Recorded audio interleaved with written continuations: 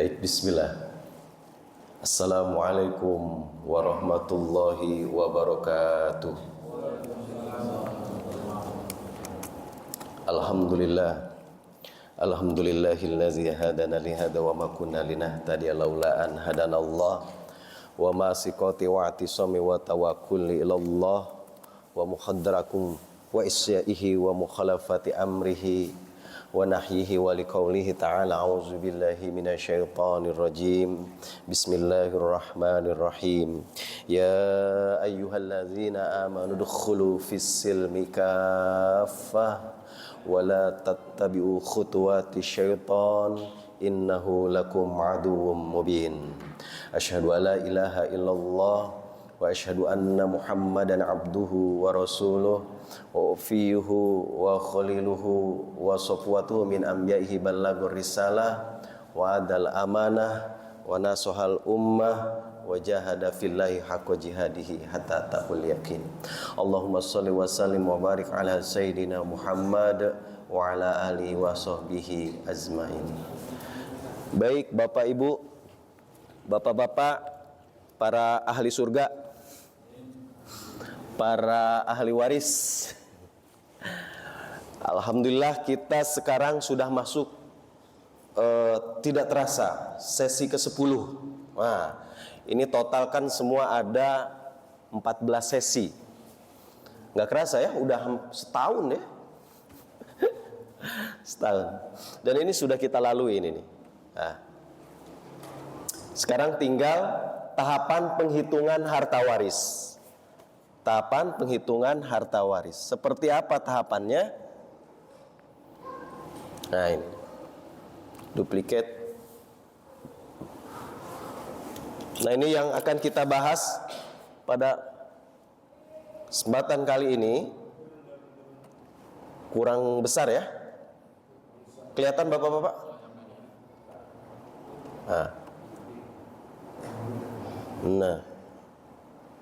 Nah, sip. Nah ini dia. Kita sudah lalui semua ini. Bagi yang aktif. Bagi yang enggak akan ketinggalan. Kita sudah masuk ke tahapan penghitungan harta waris. Terakhir kita sudah bahas kaidah dan juga petunjuk menentukan al-hajbu ya. Yang menghalangi gitu ya. Ahli waris yang menghalangi ahli waris yang lain. Karena di antara 25 ahli waris yang ada, tidak semuanya mendapatkan harta waris. Kecuali setelah kita mengetahui tadi, kaidah al-hazbunya.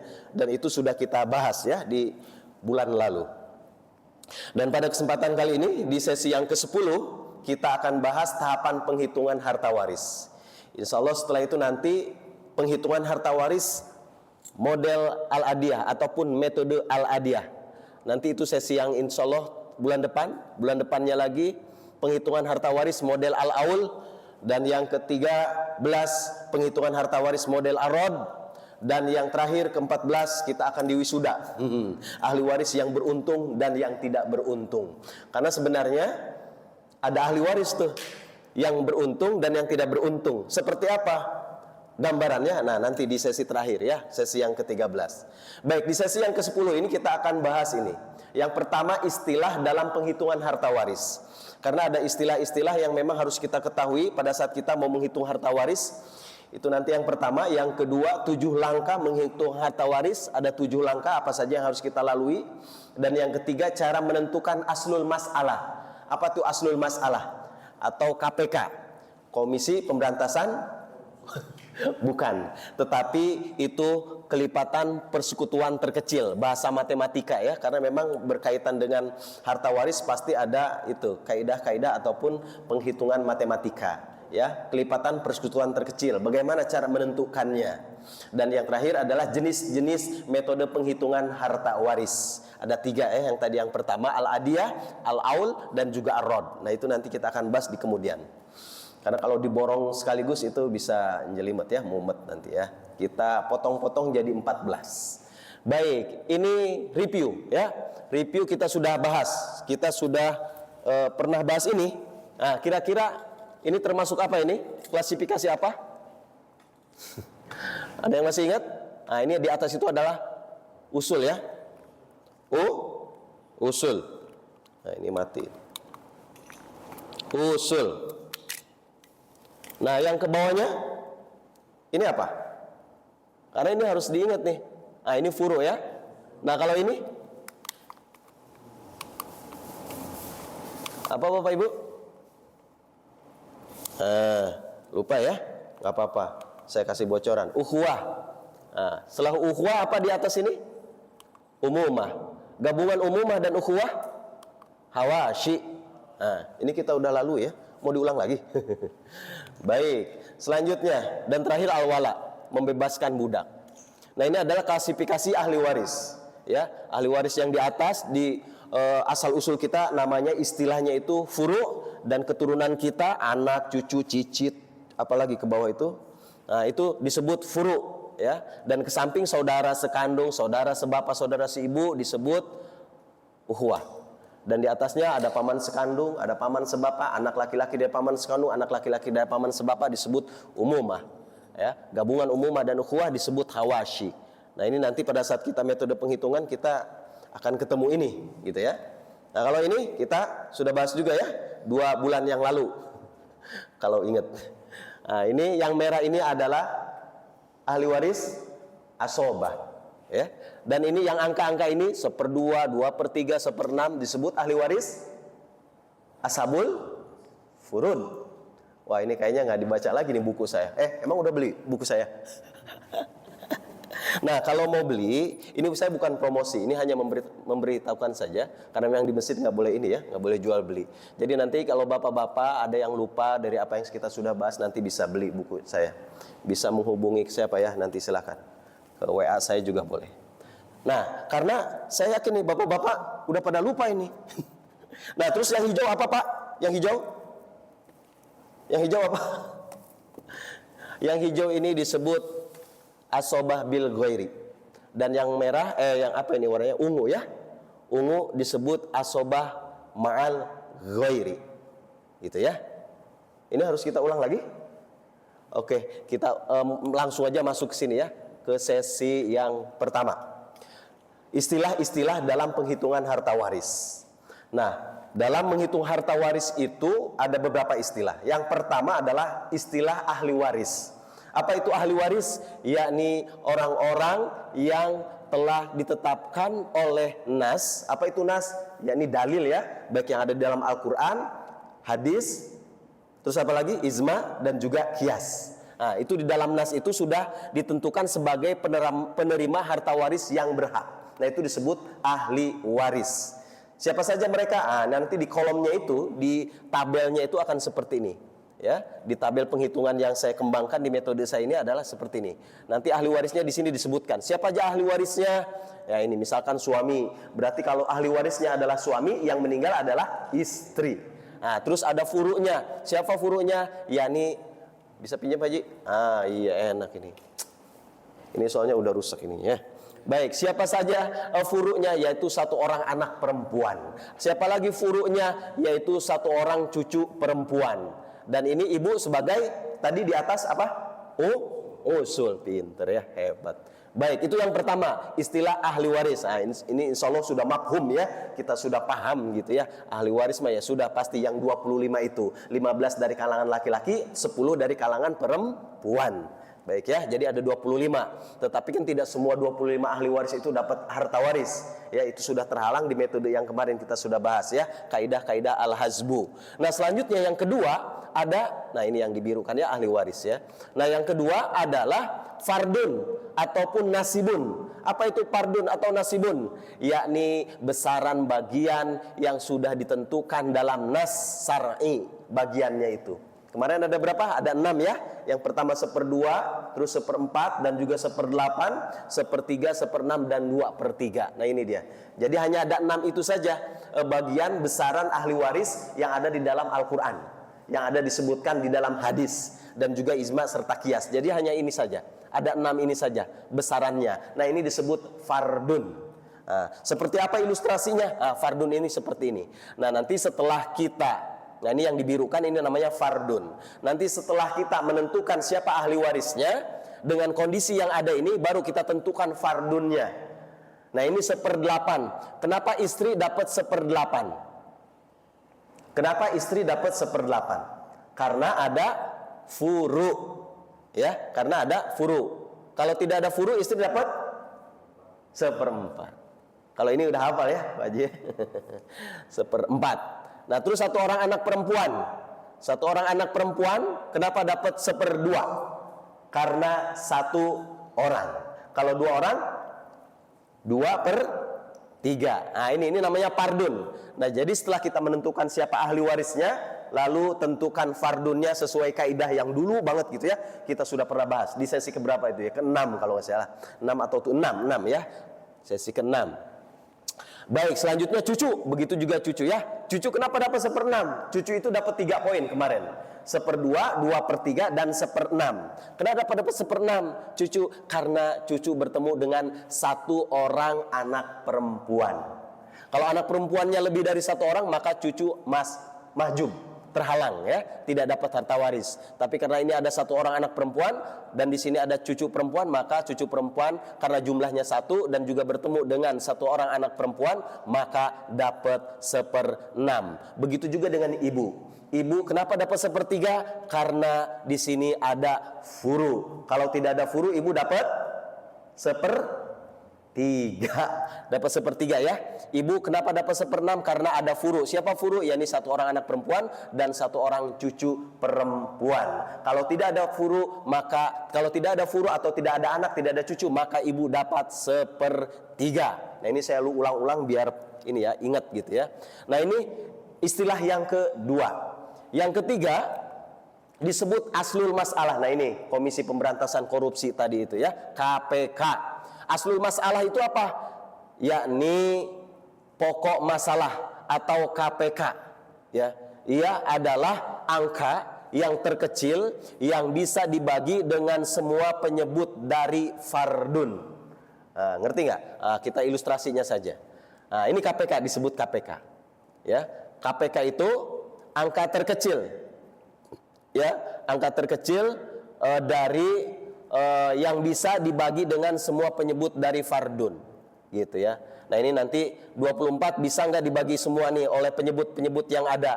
Ini kan 1 itu kan pembilang, 8 itu penyebut. Ini juga sama, 1 itu pembilang, 2 itu penyebut. Nah, ini juga sama 1/6, 1 itu pembilang dan 1/6 itu penyebut. Nah, di antara penyebut-penyebut yang ada ini yakni 8, 2, 6 dan juga 6, mana angka yang paling besar?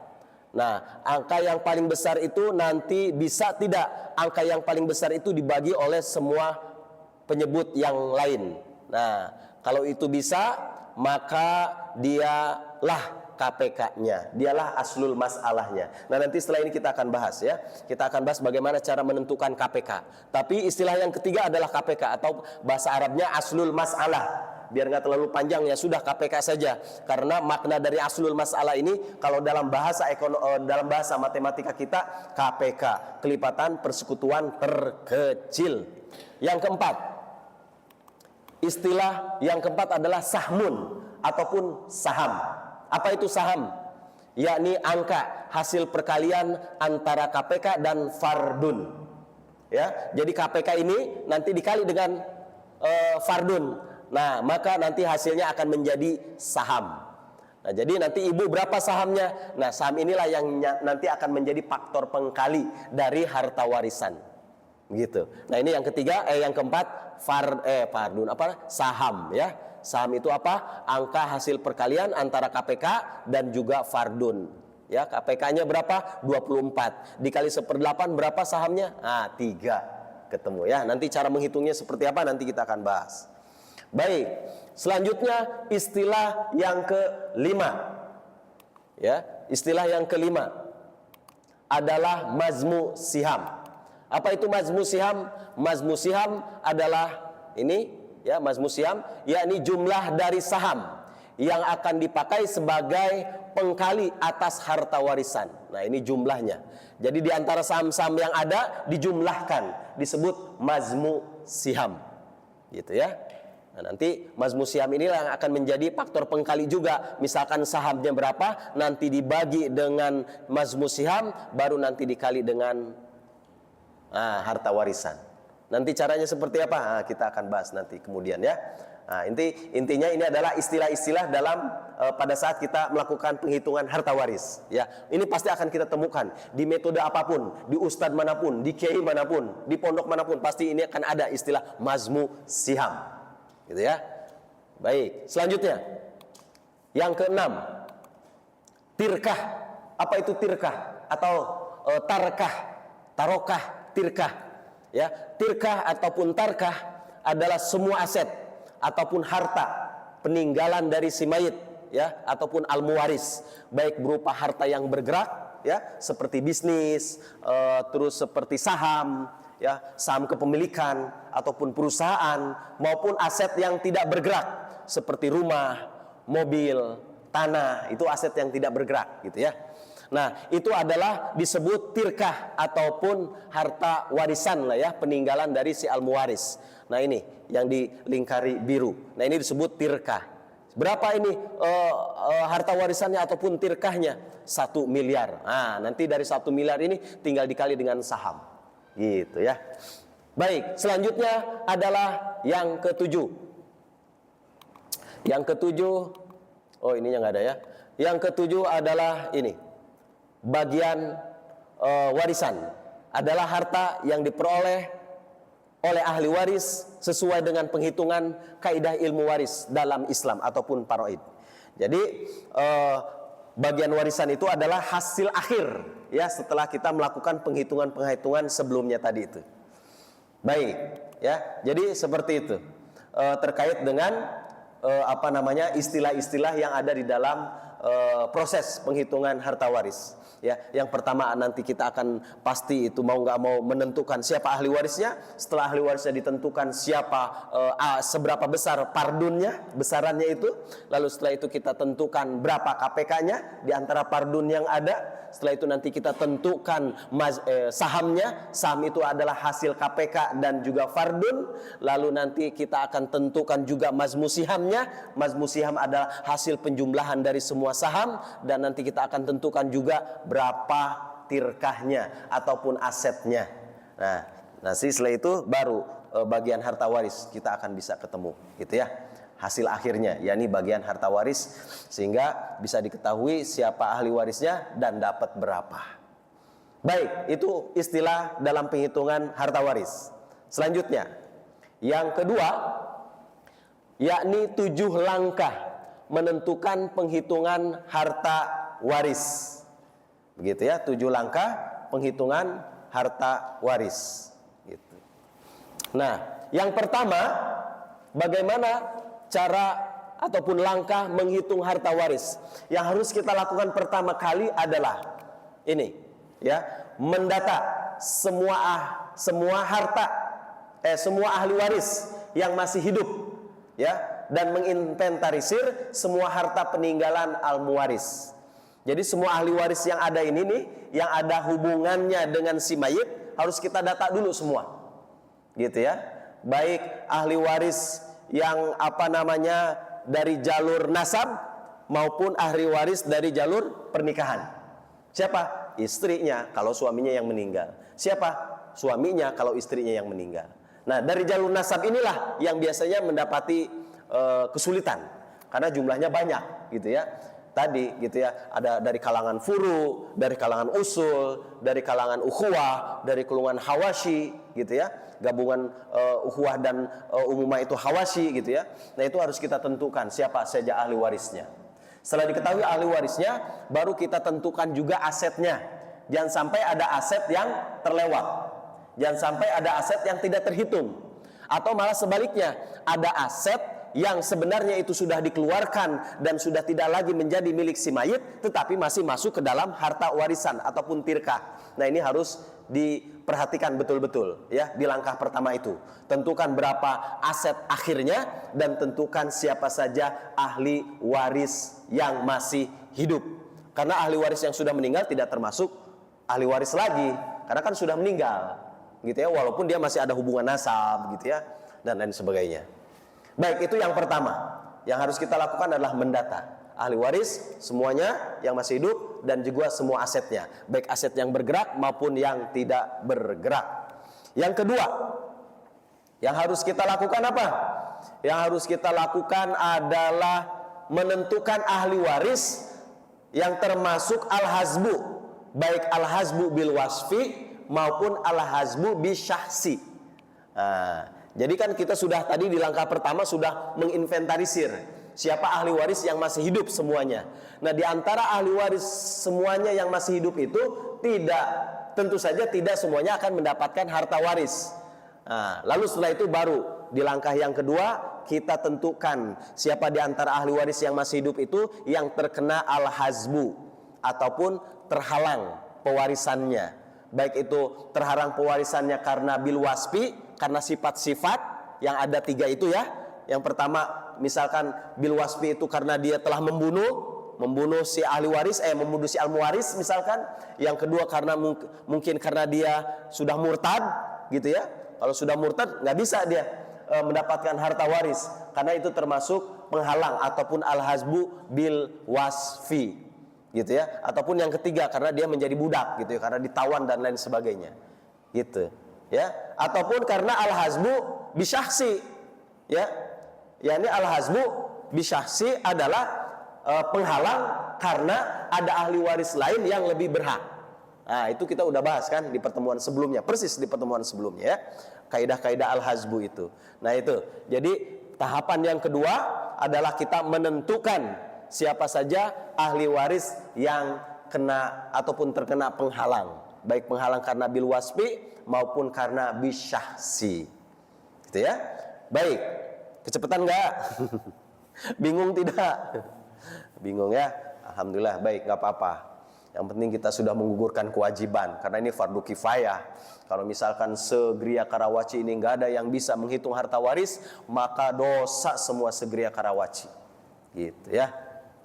Makanya minimal DKM itu harus ada 1. Syukur-syukur semua pengurus DKM bisa menghitung harta waris, sehingga nggak nanya-nanya lagi ustadz dari luar gitu ya.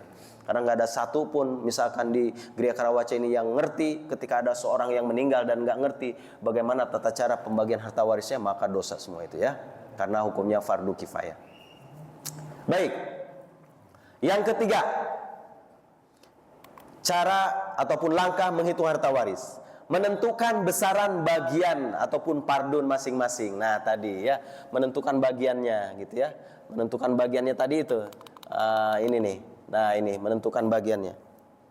Nah kita tentukan bagian. Setelah ahli warisnya sudah terinventarisir, ya lalu setelah itu kita tentukan bagiannya. Ini langkah yang ketiga, ya. Setelah langkah yang ketiga, kita tentukan KPK-nya. Nah ini juga termasuk ini ya. Nah ini tentukan. Nah ini yang keempat, tentukan KPK-nya. Setelah kita menentukan KPK-nya, tentukan saham dan juga mazmusihamnya yang tadi itu ya. Saham. Apa itu saham? Saham itu ini hasil kali KPK dan fardun. Ketemulah saham. Ya, ketemulah saham ini. Nah, lalu langkah yang kelima, apa langkah yang keenam? Bandingkan KPK dan mazmusiham untuk menentukan metode ataupun model penghitungannya. Bagaimana cara menentukannya? Ataupun membandingkannya. Nah ini cara membandingkannya ini antara KPK dan mazmusiham. Jika angka mazmusiham lebih besar daripada angka KPK, maka ini termasuk metode penghitungan al-aul.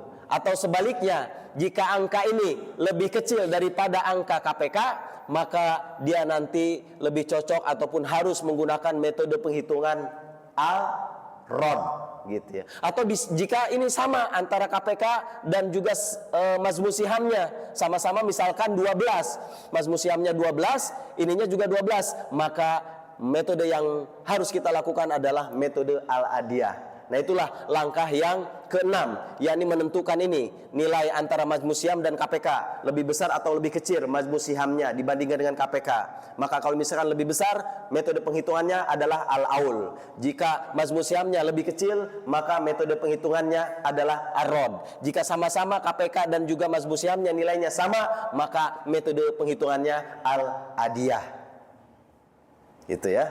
Baik, mudah-mudahan pusing ya. Kecepatan nih, karena memang kita Gerut dengan waktu ya.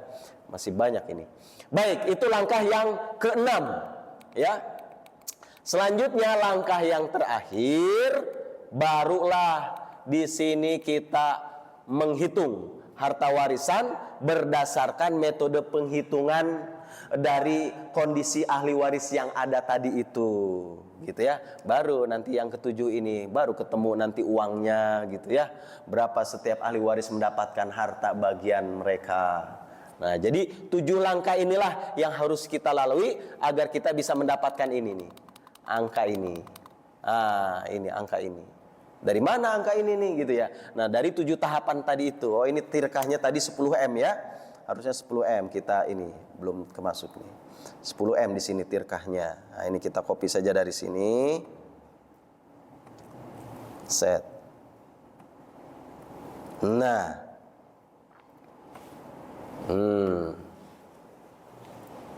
Baik.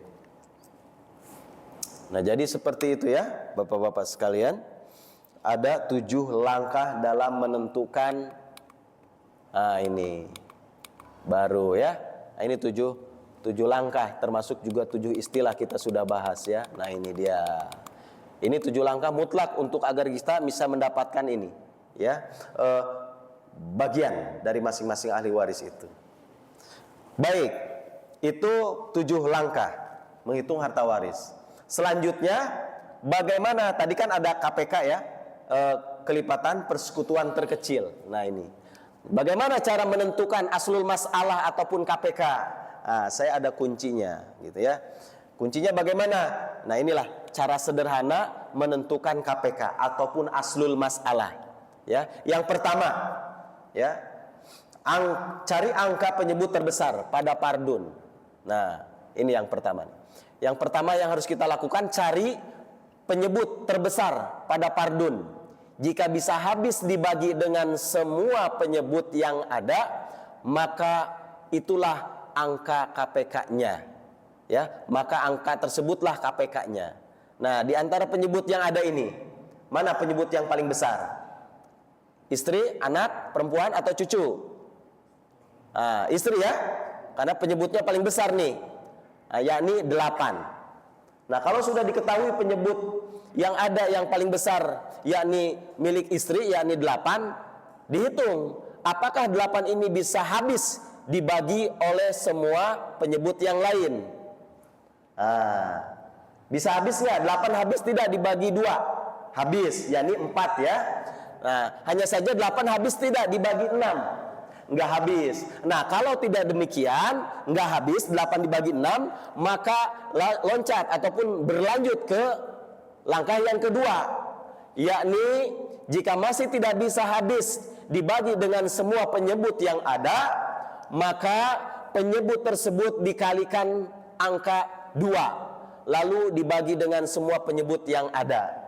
Nah, kira-kira kalau misalkan 8 dikali 2 yakni 16. 16 habis tidak dibagi 2? Habis ya, 8. Tapi 16 habis tidak dibagi 6? Enggak ya? Berarti kalau misal enggak habis juga, loncat ataupun berlanjut ke langkah yang ketiga, yakni dikali 3, 8 tadi itu ya. Jika angka tersebut masih angka tersebut bisa habis dibagi dengan penyebut yang ada, maka itulah KPK-nya. Namun jika masih belum bisa habis dibagi dengan penyebut yang ada, maka coba lagi dikalikan 3. Begitu seterusnya. Gitu ya.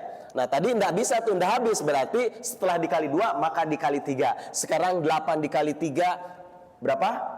24. Nah, sekarang tinggal dibagi tuh 24 dengan berapa?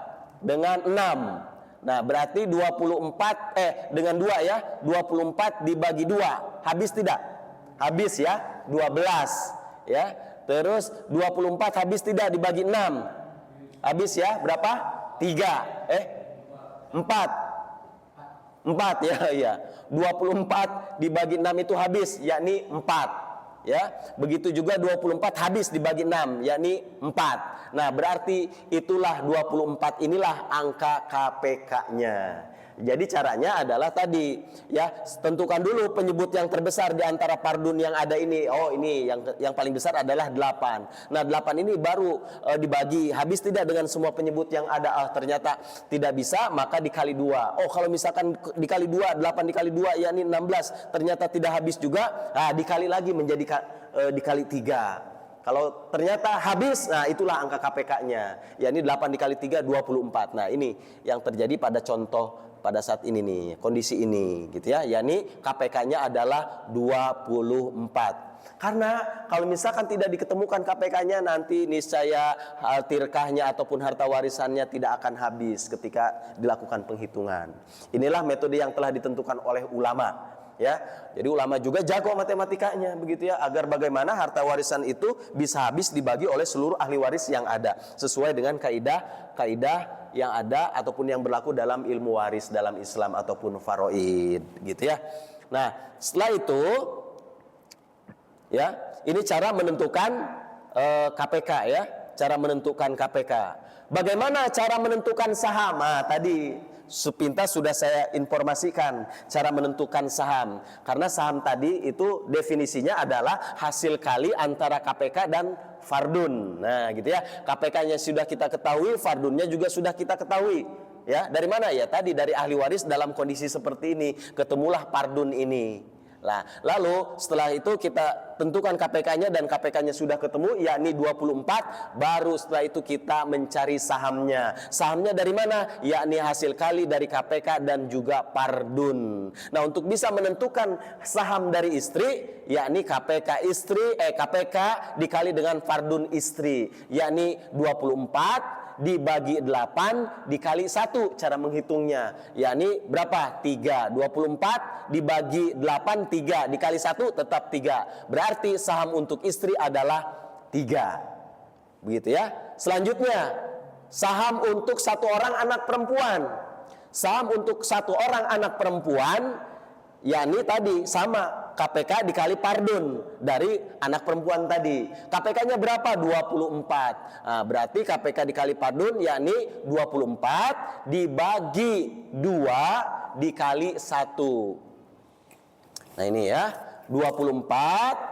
Nah, ini biar jelas. 24 dibagi 2 dikali 1. 24 dibagi 2, 12. Dikali 1 tetap 12. Maka saham untuk satu orang anak perempuan sama dengan 12. Begitu ya. Selanjutnya satu orang cucu perempuan, fardunnya berapa? Oh, 1/6. KPK-nya 24. Untuk bisa menentukan sahamnya berarti KPK dikali fardun. Bagaimana caranya? 24 dibagi 6 berapa? 4. Dikali 1 tetap 4. Berarti saham untuk satu orang cucu perempuan adalah 4. Gitu ya. Begitu juga dengan ibu. Nah, ini karena sama 1/6 juga cara menghitungnya tadi. 24 dibagi 6 dikali 1. Sahamnya untuk ibu adalah 4. Lalu bagaimana mazmu siam? Ya, tinggal dijumlahkan saja mazmu siam itu ini. Ya, ini penjumlahan dari semua saham-saham yang ada. 3 dikali 12, 15. 15 tambah 9 sama dengan 19. 19 ditambah 4 sama dengan 23. Inilah mazmu sihamnya. Baik, sampai sini ada yang mau tanya? Jelas ya? Gampang kan? Gampang kan menghitung harta waris gitu doang? Baik. Ustadz mah nakut-nakutin seolah-olah sulit gitu ya menghitung harta waris. Ternyata mudah kan gitu ya. Tinggal begitu saja ya. Nah, lalu selanjutnya bagaimana ataupun seperti apa jenis-jenis metode penghitungan harta waris di dalam Islam? Ya, ataupun metode penghitungan faraid. Nah, para ulama mengklasifikasikan menjadi 3. Nah, menjadi 3 ya, jenis-jenis metode penghitungan harta waris. Yang pertama, tadi sepintas sudah saya sampaikan, al-adiyah. Ya. Apa itu al-adiyah? Al-adiyah adalah ketika nilai mazmu siam ya sama nilainya dengan nilai KPK ataupun aslul masalah, atau disebut juga penghitungan normal. Nah, maka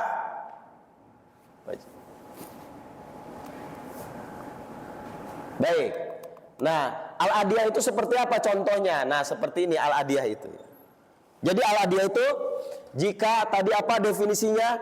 Jika angka KPK dan juga mazmus siham sama nilainya.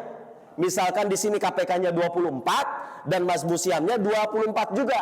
Nah, maka dalam kondisi seperti ini, maka pardun ini sudah bisa langsung dikalikan dengan harta waris ataupun tirkah di sini. Karena model normal namanya. Karena KPK dan juga mazmus sihamnya nilainya sama. Nah, itu disebut al-adiyah ataupun metode penghitungan normal. Gitu ya. Nah, selanjutnya yang kedua, metode penghitungan al-aul. Apa itu al-aul? Definisinya para ulama menyatakan bahwasannya metode al-aul adalah ketika nilai mazmus siham lebih besar nilainya dibandingkan dengan nilai KPK ataupun aslul masalah. Seperti apa contohnya? Nah, contohnya terjadi pada, ini bukan contoh al-aul, berarti ini contoh arod, ya. Ya, ini kebalikan dari al-aul. Misalkan al-aul itu adalah tadi angka KPK, angka mazmus siham nilainya lebih besar daripada KPK. Ini kan KPK-nya 24. Nah, mazmus sihamnya harus lebih dari 24. Misalkan di sini 25 atau 26. Nah, ketika itu terjadi, kondisi itu terjadi, maka metode yang paling tepat yang harus dilakukan adalah metode penghitungan al-aul. Bukan pakai metode penghitungan al-adiyah. Gitu ya. Bagaimana caranya? Nanti setelah ini kita akan bahas. Begitu ya. Baik, selanjutnya yang ketiga, metode penghitungan ar-rod. Apa itu ar-rod? Yakni kebalikan dari al-aul. Ya, kebalikan dari al-aul. Kalau al-aul itu tadi mazmus sihamnya lebih besar daripada KPK-nya, sementara ar-rod itu kebalikan, yakni mazmus sihamnya lebih kecil dari nilai KPK-nya. Bagaimana contohnya? Nah, ini yang ada di dalam contoh. Nah, ini metode penghitungan al-rod yang paling tepat. Gitu ya. Bagaimana namanya? Ini kan sudah ada contohnya. Tadi tirkahnya juga sudah ada. Nah, nanti kita cara menghitungnya begini. Untuk ar-rod, sebagaimana contoh yang ada ini. Nah, ini saya kasih bocoran saja ya. Jadi untuk bisa menghitung yang contoh tadi sudah saya kemukakan di depan ini, nah agar bisa ketemu 125 juta untuk istri dan juga seterusnya, cara menghitungnya seperti ini. Karena ini termasuk metode penghitungan apa ini? Metode penghitungan apa ini kira-kira? Enggak. Karena ini sebenarnya seharusnya ataupun sebenarnya yang terjadi adalah metode penghitungan ar-rod, bukan al-aul. Meskipun di sini apa? Al-mazmus sihamnya lebih besar daripada KPK-nya. Tetapi nanti kita akan membedah metode penghitungannya mungkin memang nanti di next kesempatan ya, di pertemuan selanjutnya. Jadi kalau melihat dari yang ada di sini memang ini sepintas seperti penghitungan al-aul. Ya, karena mazmus sihamnya lebih besar. Nah, karena ini termasuk penghitungan ar-rod sebenarnya. Kenapa ar-rod? Karena metode penghitungan ar-rod itu ada 4 kondisi. 4 kondisi yang pertama adalah tidak dibarengi dengan adanya istri ataupun suami dan juga ahli waris yang lain. Nah, dalam kondisi seperti ini termasuk ar-rod kondisi yang keempat. Ar-rod yang kondisi keempat itu adalah yakni dibarenginya dengan ahli waris istri ataupun suami dan juga dibarengi dengan ashabul furud yang lebih dari 1 ataupun lebih dari 2 golongan. Nah, ini karena ada 3 golongan ya, golongan anak, golongan cucu dan juga golongan ibu. Maka ini termasuk kepada metode al-rod kondisi yang keempat. Bagaimana caranya? Yang pertama harus kita lakukan adalah keluarkan dulu jatah ataupun bagian untuk istri. Istri itu pardunnya 1/8. Nah, berarti 1/8 ini dikeluarkan dulu untuk istri. Berarti 1/8 dikali 1 miliar tirkahnya ataupun harta warisannya. Berapa? Jadi 1/8 dikali 1 miliar sama dengan 125 juta untuk istri. Nah, baru karena ini termasuk ar-rod kondisi yang keempat, setelah itu dihitung kembali dari awal, yakni jadi ini dianggap tidak ada, yang putih ini diganti dengan yang biru, ya, diganti dengan yang biru karena ini kondisi ar-rod yang keempat. Tapi sebenarnya ini nanti ke depan kita akan bahas juga gitu ya. Khawatirnya pusing nggak? Karena emang sangat pusing ya, iya, memang mempusingkan. Baik, ya silakan. Angka 5 di samping 13 itu ketemunya dari mana? 5 ini karena ini termasuk penghitungan ataupun metode penghitungan ar-rod kondisi yang keempat, maka ini kondisi ini dianggap dihilang dulu. Ini kan tadi saya hanya mencontohkan saja gitu ya. Dalam kondisi ini cucu dapat berapa, terus sahamnya sekian. Dalam kondisi ini anak dapat berapa, ibu juga dapat berapa, sahamnya sekian. Nah, karena ini termasuk metode penghitungan ar-rod, maka tadi dikeluarkan dulu. Ya, ini tidak termasuk perhitungan al-aul sebenarnya contoh yang ada di sini. Nah, jadi ini dikeluarkan dulu, yakni 1/8 jatah ataupun bagian untuk istri, yakni 1/8 dikali 1 miliar, ketemu 125 juta untuk istri. Nah, baru setelah itu dihitung kembali, dihitung ulang. Ya, untuk anak perempuan, cucu perempuan dan juga ibu, dihitung dari awal. Berarti 1/8 ini sudah keluar kan tadi gitu kan. Nah, tinggal dihitung dari awal lagi. Mana penyebut yang terbesar? Oh, penyebut yang terbesar adalah 6. Nah, 6 sekarang habis tidak dibagi 2, habis, yakni 3. Berarti saham untuk anak perempuan KPK-nya adalah 6 karena 6 habis dibagi 2 yakni 3. 6 juga habis dibagi 6 yakni 1 gitu ya. Berarti ini KPK-nya adalah jadi 6 bukan 12 lagi. Ya, bukan 12 lagi ya. Berarti nanti ini KPK-nya adalah 6. Nah, baru KPK-nya sudah diketahui 6, maka sahamnya berapa? Berarti 6 dikali 1/2 berapa? 3 ya. Terus begitu juga 6 saya sebutkan saja di sini ya, 6 yang angka biru ya, biar nanti ada gambaran juga, yakni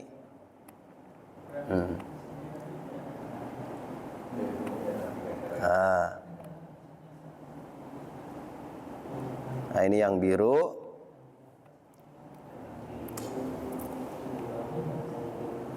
Waduh, udah azan ya. Nah, baik. Nah, jadi 6 ya. Jadi 6 nih dihitung ulang kembali nih. KPK-nya menjadi 6 karena setelah istri dikeluarkan itu ya, penyebut terbesarnya adalah 6. Dan 6 habis dibagi 2 gitu ya. 6 juga habis dibagi 6. 6 juga habis dibagi 6 ini gitu ya, ini 1. Nah, sekarang KPK-nya sudah diketahui yakni 6. Nah, sekarang bagaimana cara menentukan sahamnya? Ya sudah, 6 dikali dengan pardun. KPK yakni 6 dikali dengan pardun. 6 dibagi 2 dikali 1 yakni 3. 6 dibagi 6 1 ya, dikali 1 yakni 1. 6 dibagi 6 1 dikali 1 ya 1. Berarti majmu sihamnya adalah 5. Oke? Baik. Nah, setelah itu karena ini ar-rod kondisi yang keempat, maka untuk bisa mengkali dengan tirkahnya tinggal digini ngitungnya, 3/5 dikali harta waris. Harta warisnya berapa? Bukan 1 miliar lagi, tetapi 875 juta karena sudah dikeluarkan untuk ibu. Begitu ya. Berarti tinggal 3/5 dikali 875 juta sama dengan 525 juta untuk satu orang anak perempuan.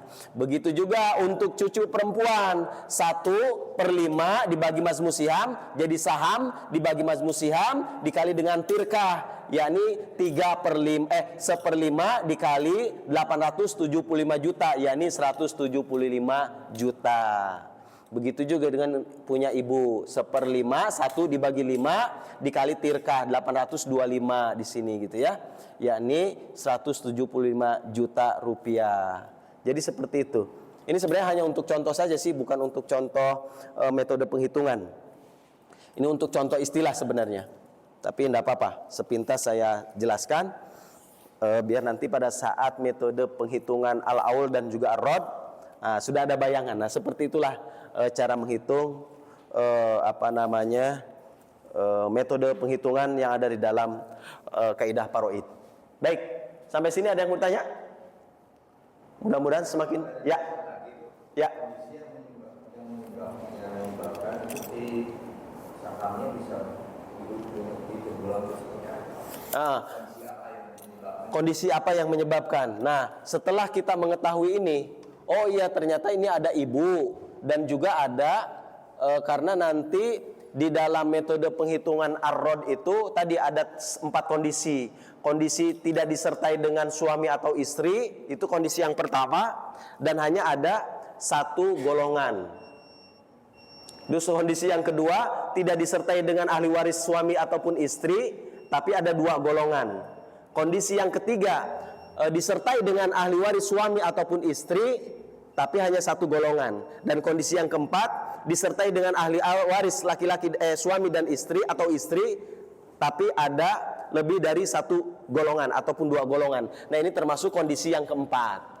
Kondisi yang keempat itu apa? Ya, ini ada ahli waris istri, gitu ya. Dan ini juga ada lebih dari 1 golongan, ashabul furud. Maka metode penghitungannya adalah keluarkan dulu jatah ataupun bagian untuk istri, jatah untuk istri, baru itu dikalikan dengan pardunnya, dikalikan dengan tirkahnya, yakni hartanya 1/8 dikali 1 miliar, maka untuk istri 125 juta. Baru untuk sisanya ashabul furud yang lain, ya dihitung ulang dengan yang biru ini tadi.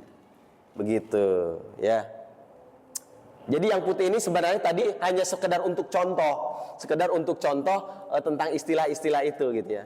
Tapi ini udah kadung saya ini kan gitu ya. Saya berikan jawaban dengan ada yang biru-biru tadi itu. Baik, mungkin itu untuk sesi yang ke-10 ini. Insya Allah nanti di sesi yang ke-11 kita masuk ke metode penghitungan yang pertama, metode al-adiyah. Nanti itu kan lebih spesifik lagi, dan juga nanti selanjutnya metode al-aul, dan nanti yang terakhir metode ar-rod.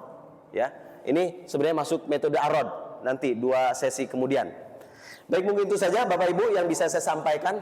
Kurang lebihnya mohon maaf lahir batin jika ada kata-kata yang kurang berkenan dan juga kata-kata yang kurang bisa dipahami gitu ya.